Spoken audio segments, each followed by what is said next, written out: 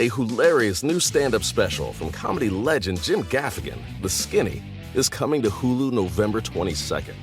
This Thanksgiving, see Jim in a whole new light as he gives you the inside scoop on everything from parenting teenagers to weight loss and gaslighting family members. For everyone in need of a happy hour, the new hilarious stand-up special, Jim Gaffigan, The Skinny, premieres November 22nd, streaming on Hulu.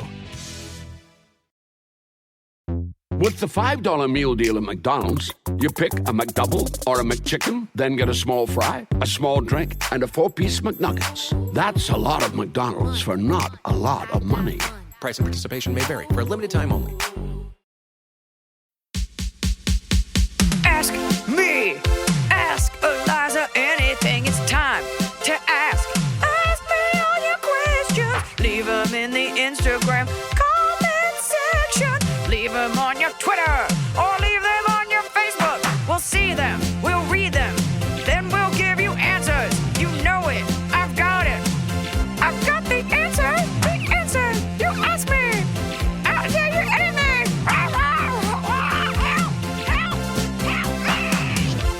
Emily, Yeah. what is anal feathering?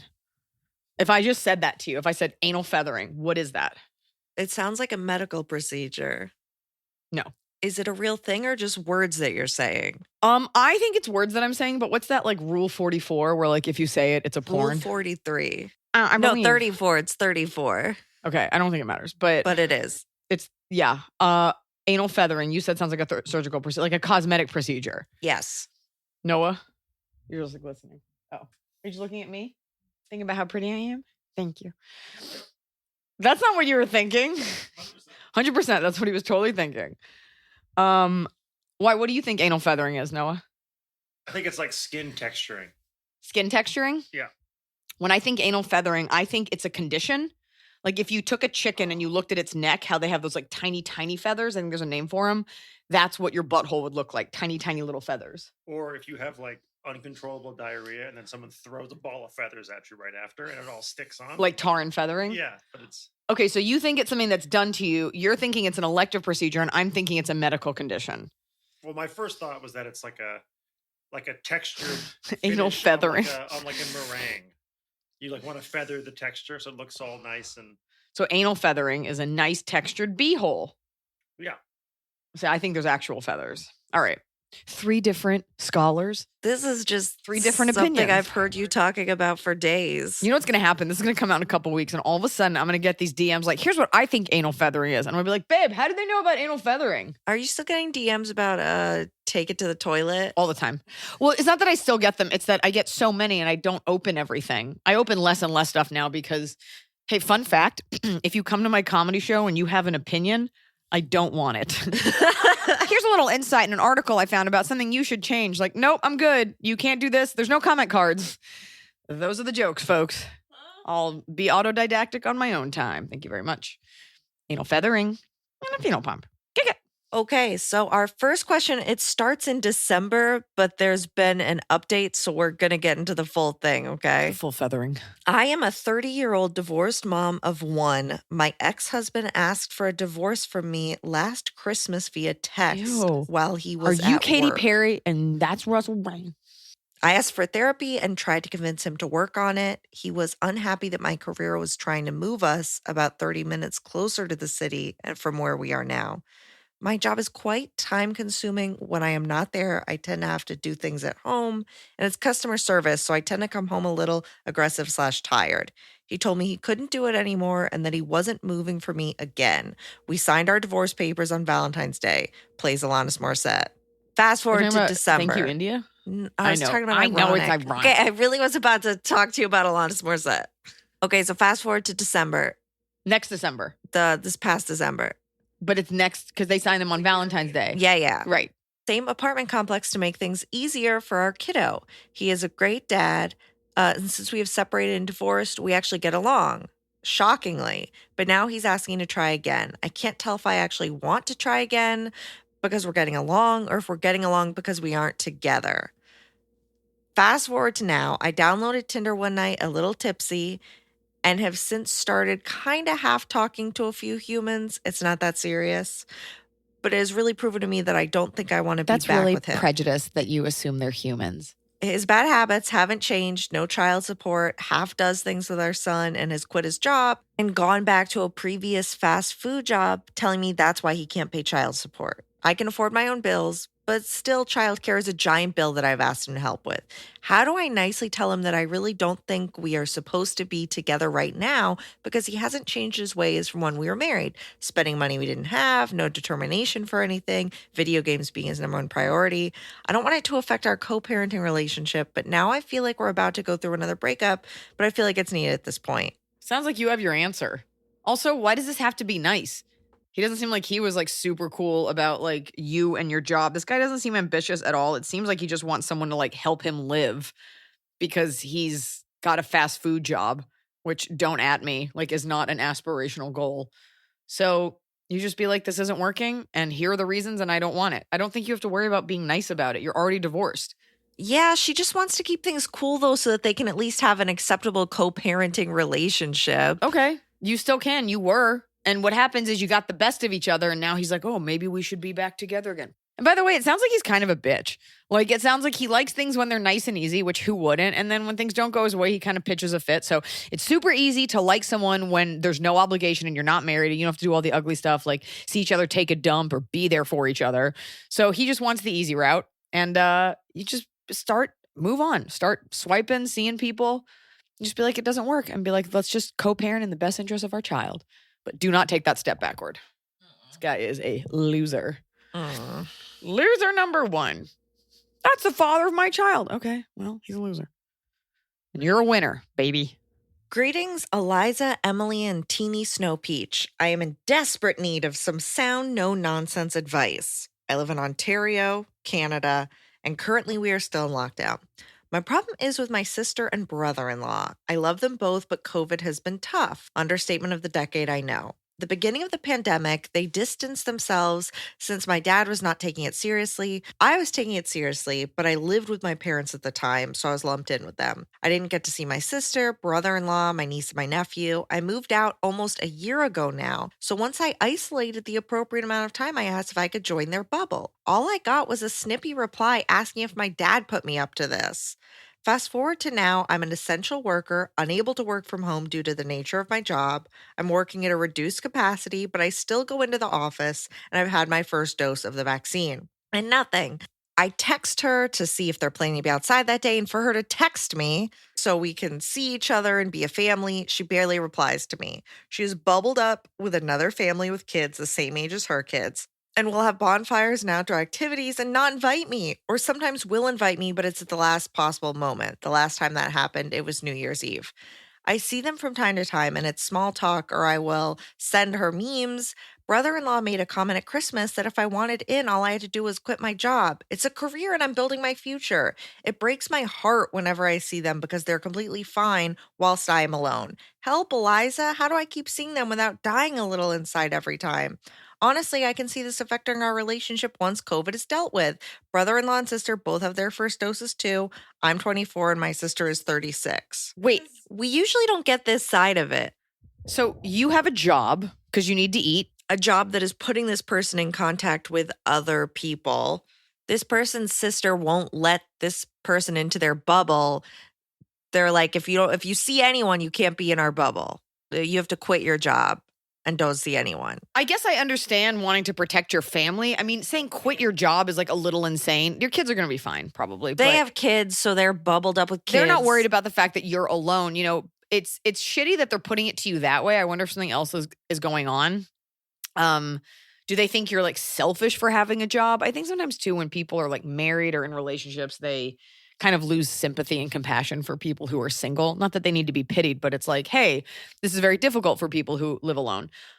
It's weird that they've never offered like a Zoom or a Zoom game night or a social distance hang. If you wear a mask and you stand outside and you're 6 feet away from someone, like you should be fine. And they've invited you before and you both have the first vaccine, which is pretty good still. So it sounds like there's something else going on. It feels like they're judging you for like having a job, and you should be like, what am I supposed to do? Like not make money? And it seems like they're lumping him in with the dad. Like he was living with the dad. The dad wasn't taking it seriously, but now this person has moved out. Your sister sounds like a real bee. Find a bubble with not your sister. Do you have friends? Anyone else you can bubble up with? Your sister kind of sucks. It seems like you're also like a little lonely. So you're like, hey guys, what about me? And they're like, we've already decided you're irresponsible.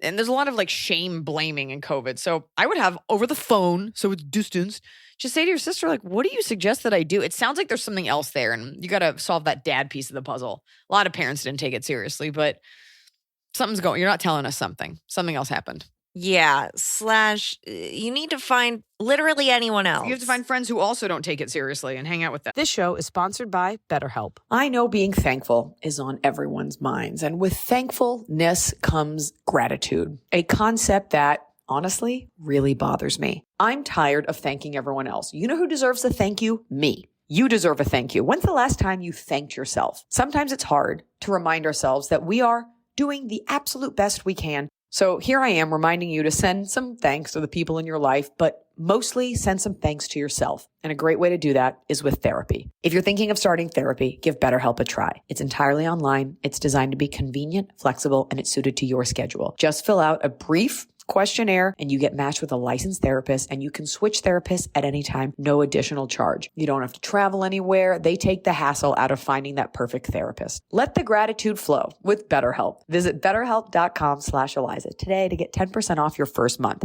That's BetterHelp, HELP.com/Iliza. Fall has fallen. Winter is on its way. The days are shorter. But just because, well, they feel shorter. And just because the days feel shorter doesn't mean your to-do list gets any shorter. You still have to power through your busy days. And a great way to do that is with nutritious food from Factor's no prep, no mess meals. At the end of a short day in the fall or the winter, the last thing you want to do is have to cook. Factor has got you covered from breakfast, snacks, dinner, anything in between. Factor has easy, nutritious options to keep you fueled, like their chicken Florentine with spinach and garlic chili cauliflower. You bet. That's what I want to make myself at the end of a day where I am exhausted and my husband isn't home. Whether you like routine or you enjoy mixing things up, Factor has you covered with 35 different delicious meals every week and over 60 additional convenience options you can add on, like keto cookies, pressed juices, and smoothies. And because Factor meals are chef prepared and dietitian approved, you're going to love not only Factor's meals taste,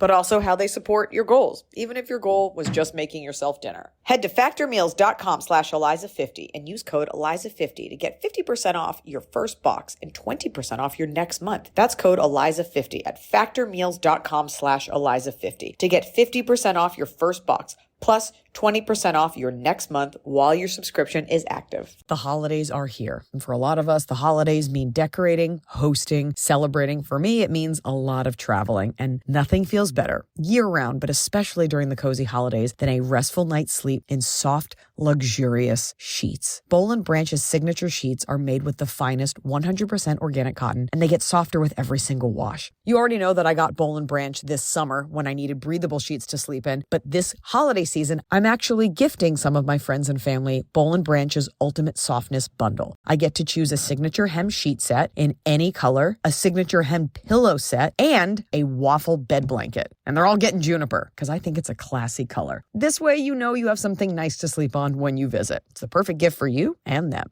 Gift you and your loved ones a better night's sleep with Boll & Branch. And right now is their best offer of the entire year. For 25% off plus free shipping on your first set of sheets, head to bollandbranch.com/Iliza. That's Boll & Branch, BOLLAND branch.com/Iliza for 25% off. Limited time only. Exclusions apply. See site for details.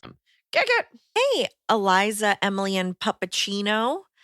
I'm interested in hearing your insight on a current life change I'm going through. From the moment I turned 18, I moved to Chicago from the suburbs and have really made a name for myself as a city realtor due to my love for this city. Flash forward to now, 28 years old, and my husband and I found out we were expecting our first child living in a one-bedroom loft. I ended up realizing that moving back to the suburbs was ultimately the right decision For us and our son's future, this was a much easier decision for my husband than me, as he hasn't stayed in Chicago for a decade straight like me, and he works in the burbs. Though we only live 30 minutes from city limits, it still feels like a completely different world. I am much more used to the energy of being in a large metropolitan area, and the neighborhood mentality is a huge culture shock. You're fine. Though we're in it's not that. It's still people. It's not like you're going from like rural Rwanda to the village in Manhattan. You're okay. Though we're in a much more stable, affordable, and safer environment, I still can't help but miss the opportunity in being in the middle of it all. I still am an active agent in Chicago and ultimately love my husband and unborn son more than living in the city, but I can't help but I just feel bummed. It's been 3 months, so it's still fresh. Any tips or input on adapting to a new environment? Love the three of you girls. And then it's an emoji of us and then a dog. Context: going to the coffee shop surrounded by hardworking go-getters on their commute versus leisurely housewives, being immersed in cultural differences, now surrounded by majority white, lots of time in your car versus riding the rails. White? If you are white, then that's a nightmare that you wrote that. I also, hold on, I just have to say this because I've been noticing this more and more often. You're a white person. There is this odd vilification of moms and housewives. The percentage of women who are actually like lazy, gold digger, loser women versus women who happen to take care of a home, which is a full-time job and or children, is incredibly disproportionate. And so I think what you're adjusting to is your perspective is shifting. And I would be very careful before there is this thing when people come from a city, they think they're better than the suburban people. But there's a reason people move to the suburbs. It is easier with children. And you're pregnant and you're going to have these kids. And a lot of your life, you're going to have to mourn. Just like when you got married, you kind of mourned your single life. And just as you're pregnant now, you're going to start to mourn like being able to have a drink or eat fish or do fucking anything. Careful with the leisurely housewife thing. Just because a mom stops to get a cup of coffee for an hour in between like 8 pickups, making lunches, sports, cleaning, house stuff, probably another job. I think people when they move from the city are like, oh, and you can believe how these people live. I think you need to just give it a beat. I think it's okay to miss the city, but I think you will become yourself. I think you will start to enjoy all the benefits of living in the suburbs. And this is just part of an evolution of life. It is a grind to live in the city with children, any city. And there's a reason that people move. Parking, opportunities, safer. And the white thing, I think it's very homogenous is what she's saying. Sure. Well, you don't have to lose your perspective as a person and you can still be socially active and you can, but I think it's never, we all judge, but this idea that like, oh, look at all these white housewives. It's like, you don't know if those women have second jobs. You don't know if those women are the breadwinners. You don't know if those women are taking care of the kids. I think it's very in vogue to sort of be like, ugh, white women, what monsters. And it's like, just give it a beat. Because I guarantee all these things that you're thinking, like you're going to wear those assumptions and people will pick up on that. So just realize that people are people everywhere. It's not like you were living in inner city, south side of Chicago. Okay. Like you probably lived in like a nice high rise and you were a realtor and you can still be a realtor. Maybe it's a challenge now to be a realtor in the suburbs. You don't have to let go of who you are. You just have to accept that you're evolving. I've gone through that and we kind of live in the suburbs, we're not like in the city, we're near the city. But as you get older, things just change. Whether you're having kids or you're married or you're moving somewhere, this is a new chapter of your life. You're not signing up for the hustle or the expenses of like just like living in a 1-bedroom apartment with your husband downtown. Like there's no reason for it. You're both not sculpturists. And I'm just trying to think of like the kind of person that does that. This isn't New York. So give yourself a beat and it's okay to miss it. And your friends probably won't come visit. And that's just part of growing up. But careful with the leisurely housewife things. God forbid a woman stops for a second to like do something for herself. Like, oh, what an entitled brat. I'm not blaming you. I've just noticed that like this is a trend. Like we always just rip the women apart. Meanwhile, this woman like ripped her butthole and vagina open to like have a child and like went to school and like does everything. And it's like, ugh, aren't women disgusting? She dared to be thin. You know what I'm thinking about? There's this girl on TikTok who does like she like profiles like rich moms. She's always like rich housewife check. And she like just like says like, if you live here, here are all the things you do. We're so anti-women. And this is not you, person that wrote this in. This is another thing. We're so anti-women in this culture. And we're so anti-women who try. We get angry when women are overweight or out of shape. And then we get livid when someone's like has money or dares to be in shape. Like, oh, skinny bitch, rich housewife, spoiled brat. And it's like, so what's she supposed to do? Have a kid silently, never gain weight, never be underweight, always be smiling, but not too perfect? Like, women, we have to stop expecting other women to be like a little bit worse than us, but also make us feel good about ourselves, but also still be incredible. I just think maybe it's because like, as I think about maybe being a mom and being married, I notice just how hard we are on other women. The whole fucking thing is hard. Having the kid is hard. Being a mom is hard. And the more I delve into it, the more I'm like, women get no credit. You are ripping your butthole open. And it's like, can you be back at work soon? Also, you gained weight. Ew. And even me, like, and women don't even give women that break. Give yourself a break because no one else will. Eat that muffin. Not too many muffins, though. You don't have anything to say about that? You're such a jerk. I'm making a rant and you're just like. I've heard this rant. Okay, that's right. Fine. There's more where that came from. Kick it. You've been on a kick. Okay. Hello, Iliza, Emily, and Sweet Baby Biscuit knows. My name is William Trumper, and yes, that is my real name, and I do want to talk about it. Remember on that episode with, I think, Mark Bittman is somebody was Megan Trumper? Yeah. So this is William Trumper. And he says, during the last 4 years, I've gotten a lot of unsolicited comments about my last name, especially because I'm in the military and it's on my uniform. Strangers feel free to comment because they assume they know my political beliefs based on my name and profession. So dumb. That's so dumb. I'm tired of being polite and simply ignoring them. Do you have any witty retorts? Keep in mind that while in uniform, I have to be extremely tactful. Thank you for the advice. Love the show and cannot wait to see you in Seattle. You know what holds a lot of power is nothing. Saying nothing back. Just looking. Uh-huh. When they go, hey, Trumper, you just look. Yeah.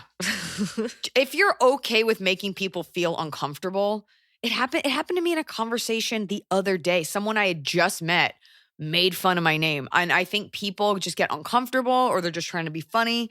You know, you can just say no affiliation. It's fully insane that because your last name contains the president's last name, that people are like, I'm sorry, the ex-president's last name, that people assume you voted for him. That's fully insane.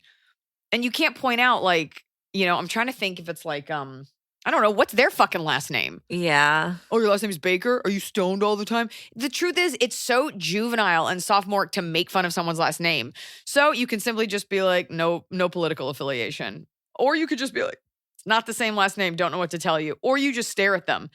Or you just say, yep, I get that a lot. Yeah. And then they'll be like, oh, sorry. It's not about being witty as much as just like giving them enough rope to hang themselves and making them feel like a little uncomfortable. God, people are so fucking dumb. Trumper, huh? You could just be like, don't know what to tell you. Be like, oh, you know what you could say? Be like, take it up with my dad. Take it up with my great-great-grandfather. You know? So there's that. Yeah. Be like, it's a blessing and a curse. You could say that. Some people might love that your last name is Trumper. Or you could just be like, Trumper, think of a trumpet, not the president. You know? Or you can, you know, just do any of those. I've given you several options. It's just so, it comes back to Cade's ID that like everybody had to comment when they see it. Like everybody has to make their joke. Why do you have to comment? Or is it kind of like, oh, Charles Trumper, uh-oh. And you're just like, yep, get that all the time. If you just say like, yep, I get that a lot.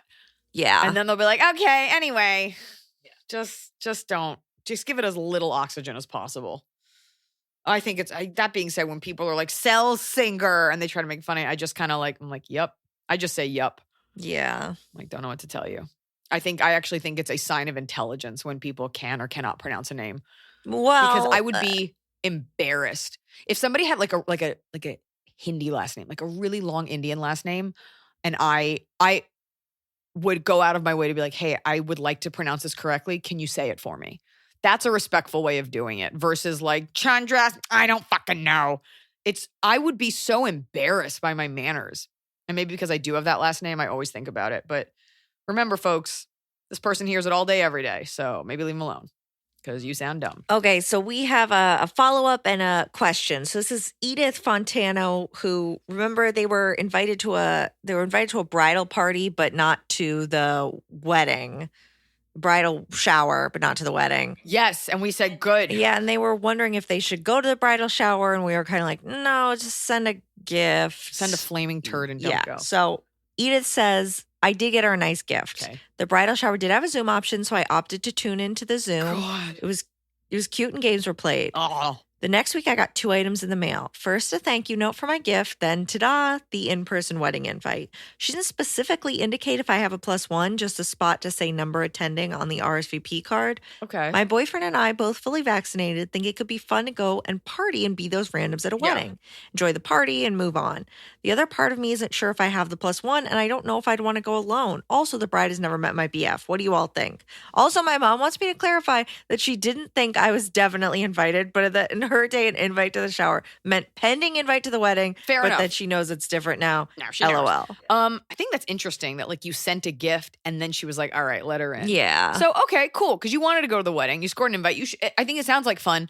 There is nothing wrong. First of all, it's so tacky to show up with a +1 if they weren't invited. That being said, I think the invite would just say your name and it wouldn't say number of guests if it was just you. Right. But this very simple thing and respectful thing, you call the bride and you say, hey, you are busy. I do not want to bother you.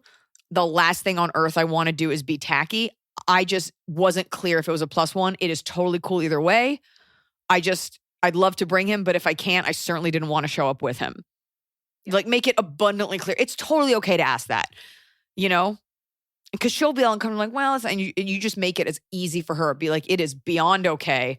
I just wasn't sure. I think if it says your name, number of guests, because if it was just you, it would say yes or no. Yeah. So they gave you an option for number of guests. Be like, I was planning on bringing 8. And be like, JK, can I just bring the 1? She'll be like, oh, just 1. You just ask her, be like, I just wasn't sure and I didn't want to be tacky. I think the only issue here is that if she asks and then they say no guests, does Edith still politely have to go to the wedding alone? Right. You don't want to go alone. And I don't think she's inviting you alone. You can just call her and be like, hey, we're sorting some travel things out. To give you, be like, we're just trying to figure out some stuff and we have so much travel coming up and I was just, wondering, because you're within your rights to say you don't want to go alone. I think that's a little weird to invite you just alone. Yeah, when you're really not like... Also, when you weren't even invited kind of in the first place, it's kind of like double shitty. So I do believe that you have a +1 because I think it would have just said your name, yes or no. Mm-hmm. But what you don't want to do is write in your boyfriend and then they're like, fuck, we gotta feed this guy. Yeah. Yeah. Just call her. Just be like, we've got a couple of weddings and we're trying to figure it all out. Mm-hmm. And you already sent the gift, so you can't fall back on. You can always send another gift. No. So sorry. I'm such a bad friend. All right. Anonymous. My sister is a 37-year-old single mom of a 4-year-old. My sister is a 37-year-old single mom of a 4-year-old. Okay. A few months after her divorce, she moved in with a man that is immature, emotionally volatile, and eventually made her life so complicated she moved out. And lives in the same apartment as his ex-wife. They share a son. We were chatting this weekend, and I found out she's planning on moving back in with her ex once her current lease is up. According to her, he has gotten a very good-paying job. I also learned he has a compulsive spending problem, and to prove to her he wants her back, he has been depositing his discretionary funds into an account only she controls. That's weird. I asked, and she says he is not seeing a professional for his spending issues. I told her he sounds like a 15-year-old that cannot handle his paycheck, and she's mad at me now. Should I mind my own business, or do you agree he sucks? That guy sucks. And any display like that in a relationship is always a red flag. Like, look, you can have my phone. Like, I shouldn't have to look at your phone. Yeah. Your friend's an idiot. I know that's my answer to everything. I'm starting to sound like Judge Judy, but it's always so painful, especially in movies when like the girl turns on the best friend. Like, how dare you look out for my best interest? This guy sounds like a total loser. And I think you just say to your friend, like, I'm looking out for you and you're mad at me now and it kind of doesn't make sense. You might just she might just not want to be saved. Yeah, they were together for such a short period of time and now she's already taking on all of this. It's too much. Yeah. This account thing is so weird. Look, also, we have this fear in our society where it's like, oh, if I say what I really feel and then they're together and then it's weird. It's okay to share your feelings. It's not like you just don't like him. Like, he seems just like a total piece of shit.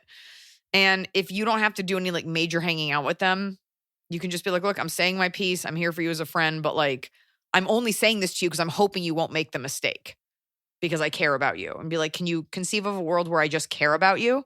She'll be like, if you care about me, then let me do it. You're like, oh, I'm going to. I'm not going to physically stop you. Yeah. It is tough, though, to see people. It's her friend or it's her sister? Sister. That's really tough. Yeah. And she can also be extra mean and mad at you because you're her sister, but she's an idiot. Also, being with someone because they have a good paying job. If you don't have any children together. Yeah, and he has a good paying job, but he spends his money poorly. So it's, as Mr. Wonderful on Shark Tank would say, you're going to zero. one of the guys on Shark Tank is on Cameo for like $2,000 or something. Does he need it? That's a weird. Right. Is how the rich get richer? Yeah, from Cameo. Well, from having an insane price. Okay.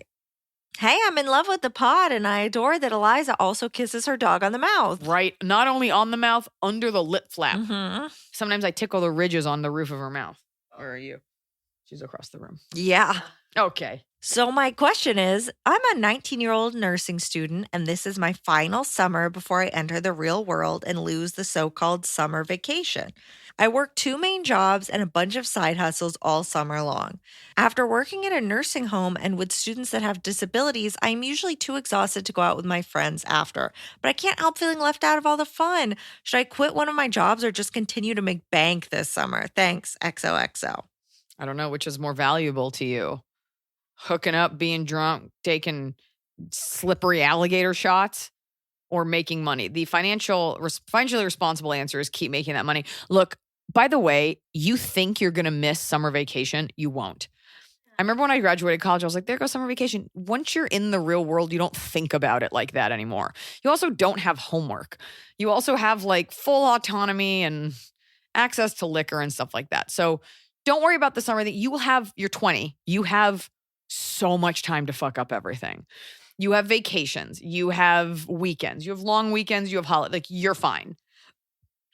I suggest you make that money, but if it's not that much money, you're saying bank, but I don't know what your financial situation is like. Yeah. And I think you'll be kicking yourself because you will have partied, gone to the lake, made a mistake.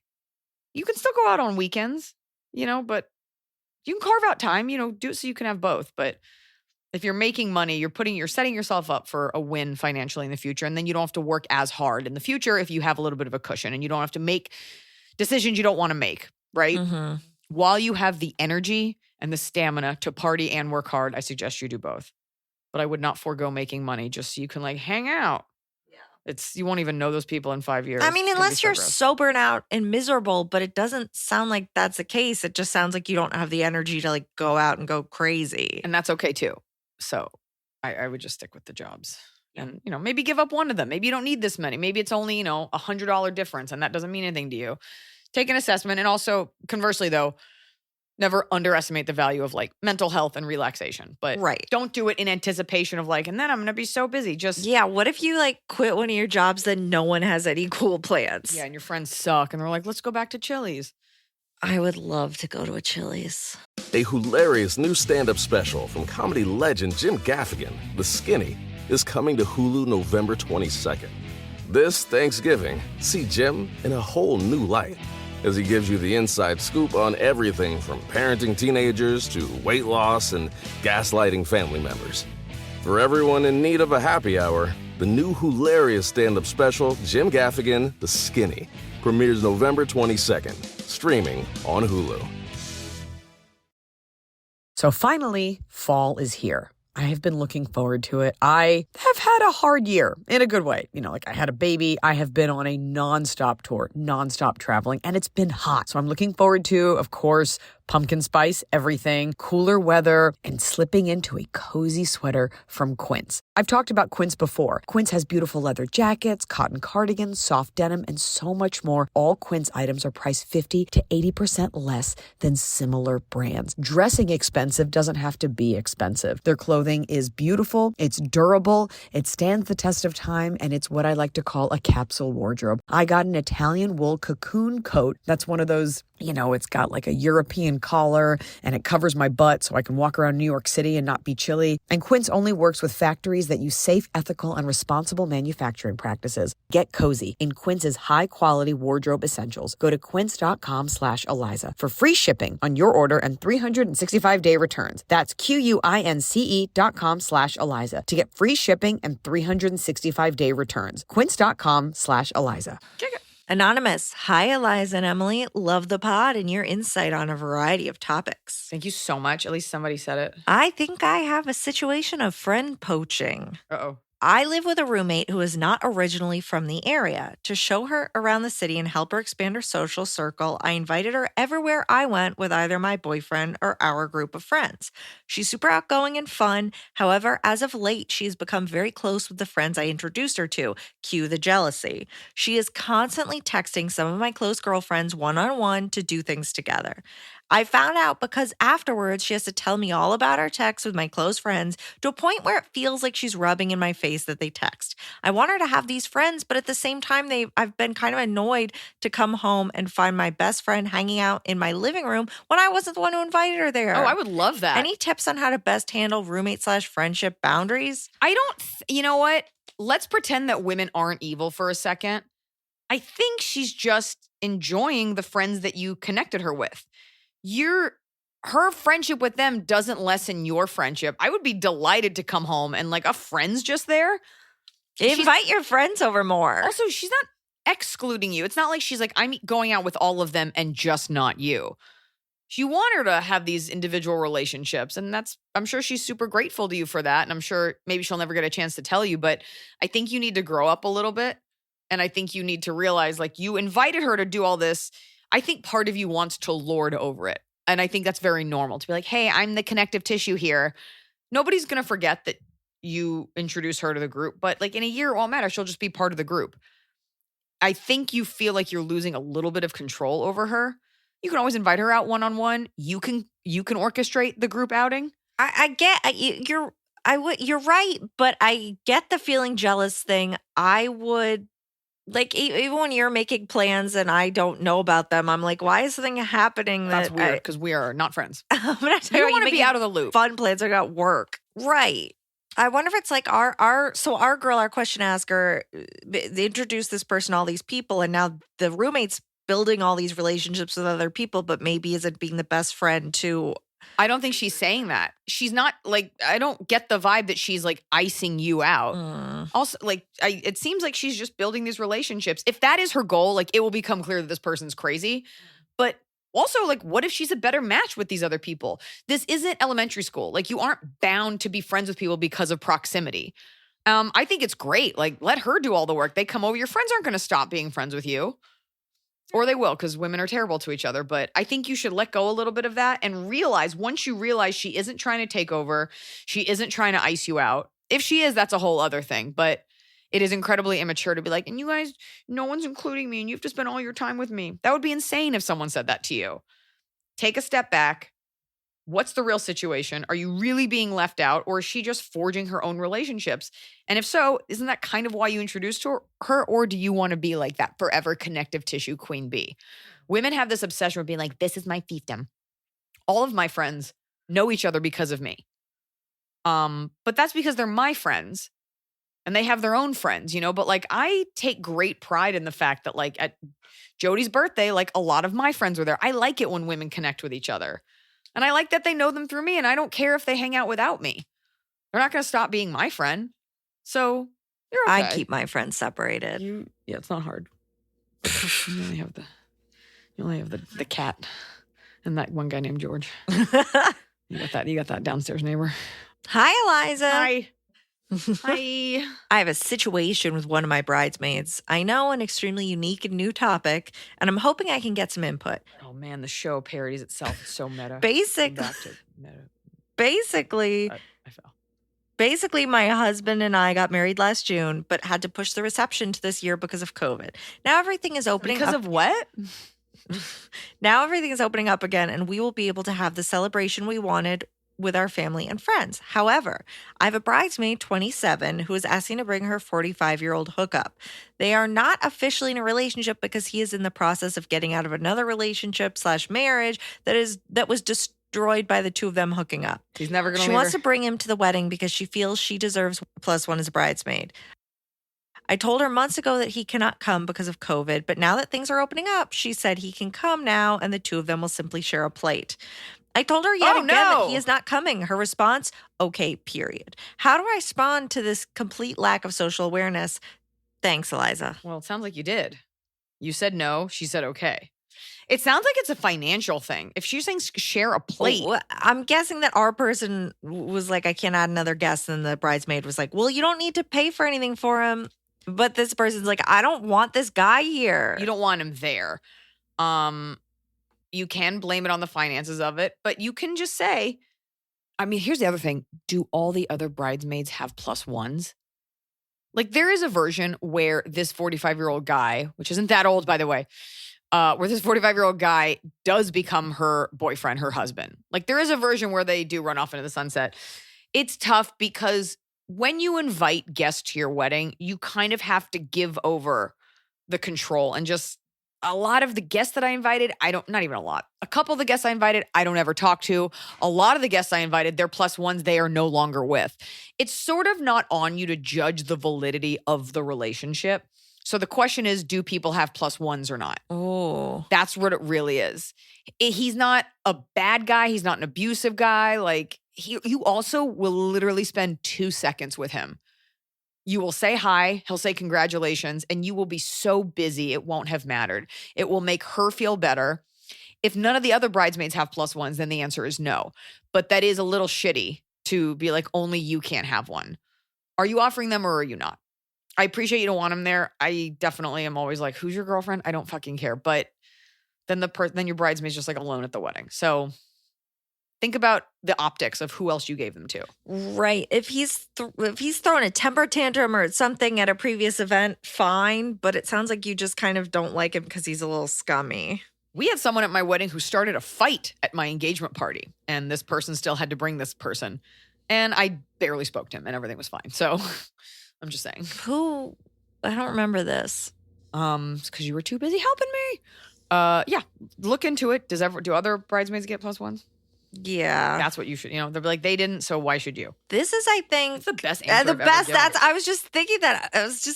I was like, yeah, this is it. This is the one. Give me like a sword sheathing, like shing. You've done a shing. Is truth- it? You want something The else? precision knife, the precision, the accurate. That's an arrow hitting a bullseye. Oh, I nailed it. You can feel that. It's very funny that both of us are like, because I was just thinking that this is the best answer you've given. The fairest thing I've ever said. It really was. Wow. I don't know why. Like that in particular really was just like, yeah. It was unbiased. It was fair. It was sympathetic. Just the way the news should be. Kick it. Hi, Eliza and Emily. I'm Lauren, a 27-year-old female. Wait, hold on. We should have the precision sword, like the sword of truth, We've had a shing. the arrow of justice. I mean, we don't want to continuously be like, look at how good this answer is. Yes, who cares? You know how much garbage is out there of self-aggrandizing monsters? Yeah, I just fixed her life. Iliza fixed my life. Now this guy's going to come to her wedding and like destroy it. Just take a dump on the cake. Whatever. Everyone's wedding's imperfect. I still hear from my mother about how they opened the dessert bar too early at my wedding. Like to this day. That was really a life ruiner. Hi, Eliza and Emily. I'm Lauren, a 27-year-old female. Thank you so much for Don't assume. Thank you so much for sharing your story and really advocating for women's health. I have stage 4 endometriosis and have been battling it for many years now. I've had 4 surgeries in under 2 years and been on every medication possible to try to manage symptoms. Most women are able to manage their symptoms this way and get 10 to 15 years of relief in between surgeries. My last one was a year and a half ago, and I'm already back in daily pain. I've had more doctors than I can count. Recently, I moved from NY to NC, and my new OBGYN told me that if I really want it, I can have a hysterectomy finally. I still am going to talk to my specialist in NY before I book anything. I've told some people close to me, and it is always the same response of, well, what if you want kids one day? For me, the chance at having a normal life far outweighs giving up the ability to get pregnant one day. I know I want to be pain-free and live a normal Yeah. life again. That being Yeah. said, it is still a surreal feeling to be making this decision. What advice do you have, if any, to get through the daily struggle of the next year while I try to manage pain, other symptoms, and telling family that this is what I want to do? Thanks. Love you and the pod. What's the question? Just like, So she's gonna get it? it sounds like that's what she's leaning toward, and just everybody is like, well, what if you want to have Can you kids? freeze your eggs? Because you can always look, if you meet someone and you have a lot of money, you can freeze your eggs and you can have someone carry the baby. You can put the egg in someone else. You could also adopt. Those are the options if you cannot have your own baby. But we are not put on this planet to merely be vessels to sacrifice everything just for a child. Your mental health, I don't need to tell you this. I have a friend with endometriosis and it is brutal. Your mental health will suffer. Your relationships will suffer. There is no greater pain than physical pain because it is inescapable. And it's persistent and it just ruins everything else. Like you cannot be in a good mood when you're in pain. I always think of back pain. I always think of the state of Florida, which is why everyone's weird there. Anywho, you do what's right for you. It's nobody's fucking business and their opinion. You are closed for feedback. They have no idea what it's like to live every day in pain. And people who live in chronic pain, like my heart goes out to you just because I know what it's like when I had my herniated disc, which I know I like to talk about, but like it is impossible to be in a good mood. It's hard to be in a good mood when you have to poop, let alone endometriosis, which I'm not even clear what it fully is, but I know it's an autoimmune thing and there's a lot of pain. You be confident and excited that you are moving toward a solution that will make you a happier, better person. You are not going to find someone to even have a baby with if you're miserable. Or you might, but they might be terrible. You're going to get to a place where you're the best version of you. And it really is like, people don't mean it this way, but it really feels like, oh, you're in pain. Who cares? You're more importantly, you're this vessel for something else. What about this unborn baby? And you're like, God, what about me? Nobody cares about women. Nobody cares about you or your pain. Just make sure that we raise these unborn babies and that they matter until they're 18. Now, I talk about this on stage, how when people ask women like, are you thinking of having kids? I'm like, no woman forgot. No woman's like, am I thinking of what? So, if someone says to you like, what if you want to have kids? You should just be like, wow, that is a great point. I never thought of that. What do you think I should do? There's always a way to deflect by just asking the other person, like, well, what do you think I should do?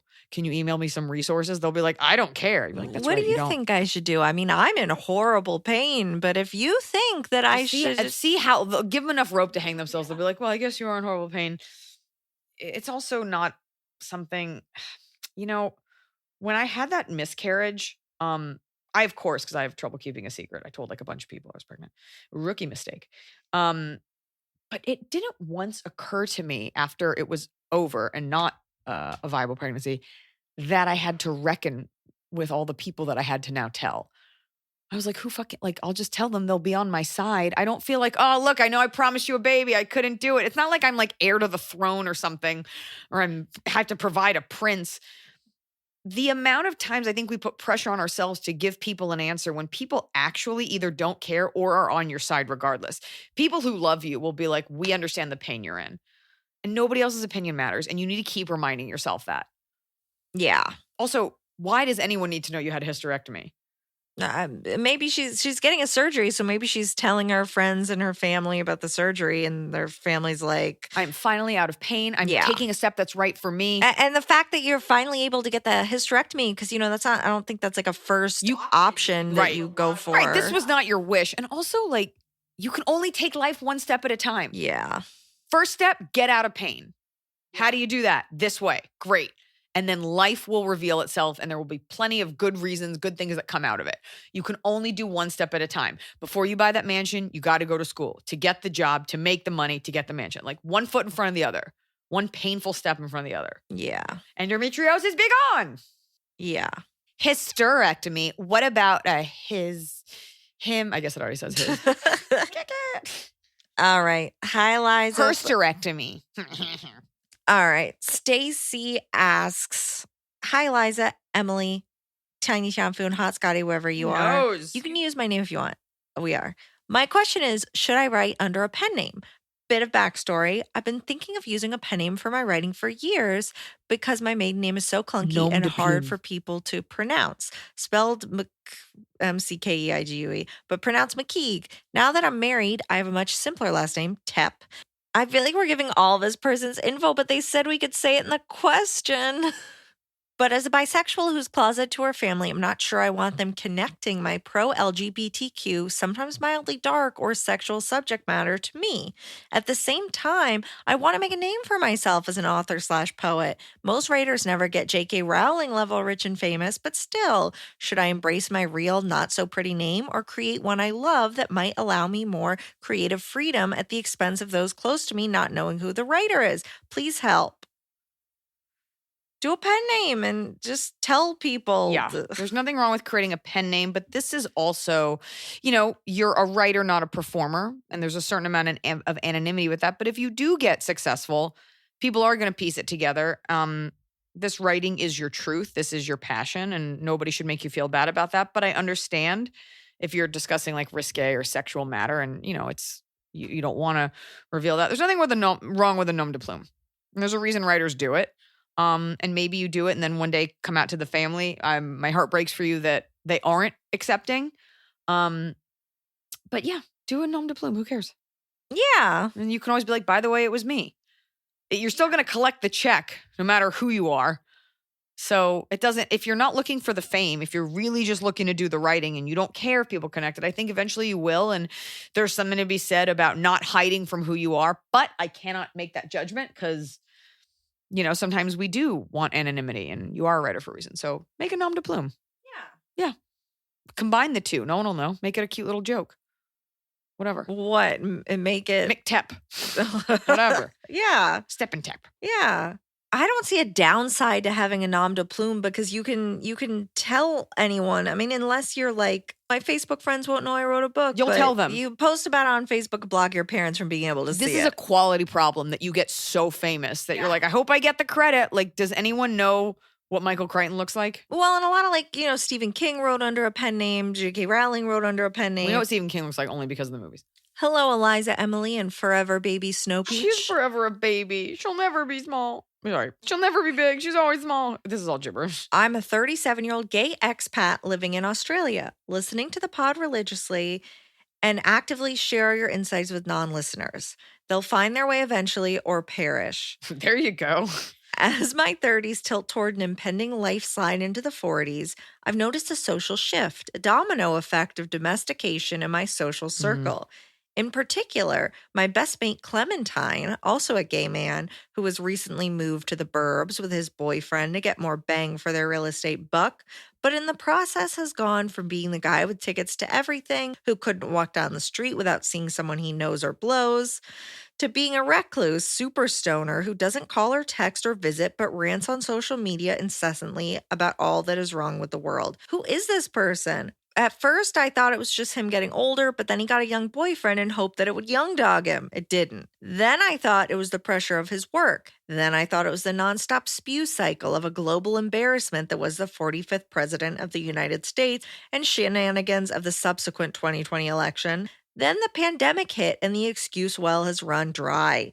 I know life happens, but he's quickly gone in a totally different direction, and I don't even recognize this person who used to be my best mate. He's now talking about moving to the sticks to raise bees. I know gay standard time moves quickly, but he's only 50 and seems like he's hanging up on life and friends. Do I try and show him the light or just leave it to the bees? I feel like he's just beelining to this new life and not leaving a trail for his mates. P.S. Mental health/depression have been on my radar for a while now, but he's very stoic and doesn't like to get into it. Appreciate the perspective of my fellow elder millennial. I don't want to give up on him or our friendship, but he's not putting in any effort and seems to be dead set on going his own way and withdrawing from any sort of social life. only calling once he's already made up his mind and on the road or moved on. I'm only 37, but I feel my tolerance for bullshit lowers to new depths when it's packaged with inconsideration and people that bail on their mates. Please come back to Straya when it's safe to do so. Until then, my Iliza Forever t-shirt will keep me safe and hugged, and Thursday traffic is never long enough with the weekly pod in tow. Much love. That's right. It comes out on Thursday there. For a second, I was like, Thursday. You are a very good writer. That was a very well-crafted, concise email, text. Look, it's interesting. I can't tell if he's like QAnon or if he's like I think he's like super liberal. I can't tell what he is. Stonery, just Right. like. I think this happens to a lot of people. You know, the more they see of society, the less they want to be involved in it. I actually don't blame him. Sometimes I'm just like, I cannot handle these people anymore. So it sounds like he's reached a breaking point and he's going through something and he's kind of just becoming himself. And this happens to people as they get older sometimes. They're just like, I'm done. I've paid my dues. I don't want to be around these ass clowns anymore. I'm out of here. He's older. He's not 37, you know? Look at his life and I wonder, does he feel the, excuse me, oh my God. Do they have burps in Australia? Does he feel the same way about himself that you do? You know, maybe he doesn't see himself as that. And maybe his friends have moved on or they've, you know, moved to the suburbs. Maybe he just kind of, maybe his life, he doesn't see it the same way as you do, as super glamorous. He could also just be like super depressed. I think the most valuable thing is always saying, hey man, I love you. I care about you. I want to spend more time with you. But if this is a path you're on, you know, you might just have to let him go. Yeah. You know, also, if he is super depressed and so he's going through something, like, do you want to be the person that like walks him through all of this? It's important to let people know that they have a lifeline in you, but this is not your blood. This is not your dad. This is someone that you care about, but he can't be a project. How honest have you been about being worried about him? Like, hey, mate, do you want to hang out? Or has it been like, hey, you've withdrawn. We haven't seen each other. Is everything okay? Yeah. Did something happen? You know, it could be a mental thing, like it could be an illness or something like that, or he's just tired and changing and he doesn't want to go out to clubs or bars anymore. And he does want to, raising bees sounds great. That sounds great. Can you do a beekeeping class together? We need more bees. We do need more bees. So if anything, he's helping. So let him know how you feel, but that's really all you can do. To quote, who sings that? Don't save her. She don't want to be saved. Don't save her. Don't save him. He's going to live with the bees. Oh boy. No. That was quite an accent. Bees. Kick it. Top of the cob. It's the top of the cob. We're doing it right every day. You just take a bite. Top of the cob. My bottom of the cob is how like a domino effect, like being a minute off in your morning can like fuck up everything. I had so much time to be somewhere by noon and I'm never late. And like I just got ready like a minute too late.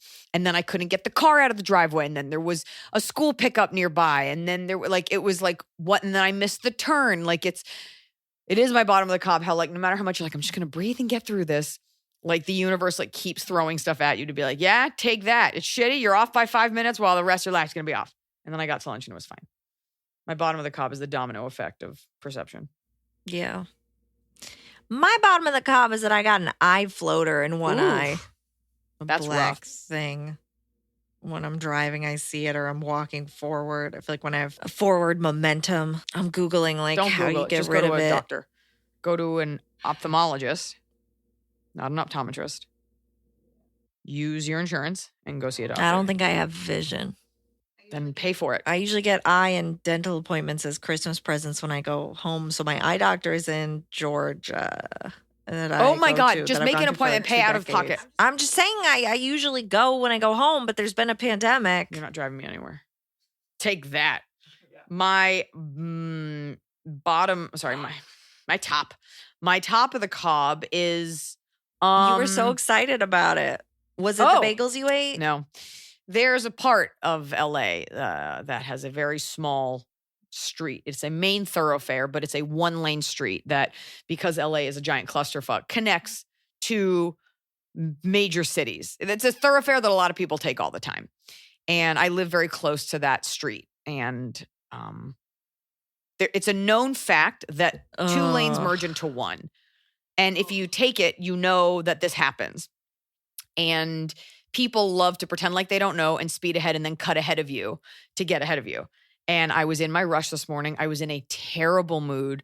Like 8 things had gone wrong, and I'm coming up, and this black guy. No, it was a black. I think it was a Rolls Royce. Yeah. Which is also like, unless you're being driven in a Rolls Royce, what are you doing? Yeah.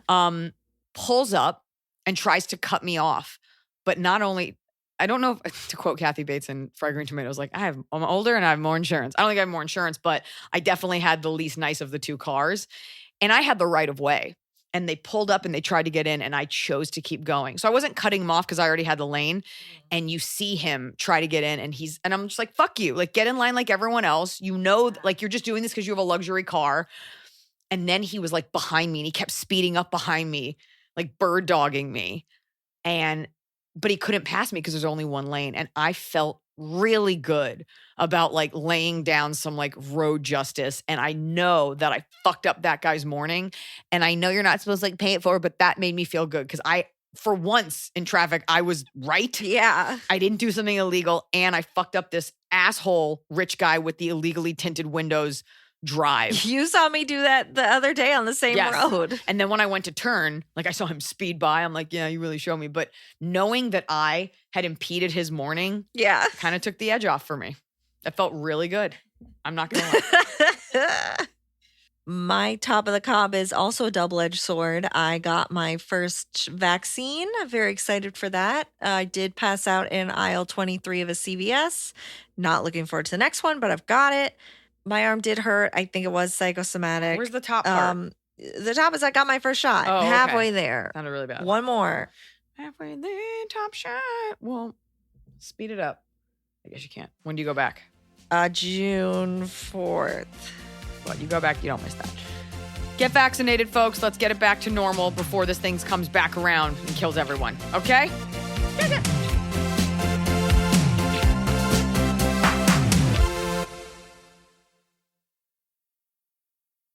It's time to have your high five moment with High Five Casino, the top social casino where the action and real prizes never stop. Fun spins and big wins are right at your fingertips with over 1,000 games, including High Five Casino exclusives. High Five Casino is always free to play with free coins given out every 4 hours. Sign up today and get free welcome coins you can spin for a chance at cash prizes. Visit highfivecasino.com. High Five Casino. No purchase necessary. Void where prohibited by law. Must be 21 years or older. Terms and conditions apply.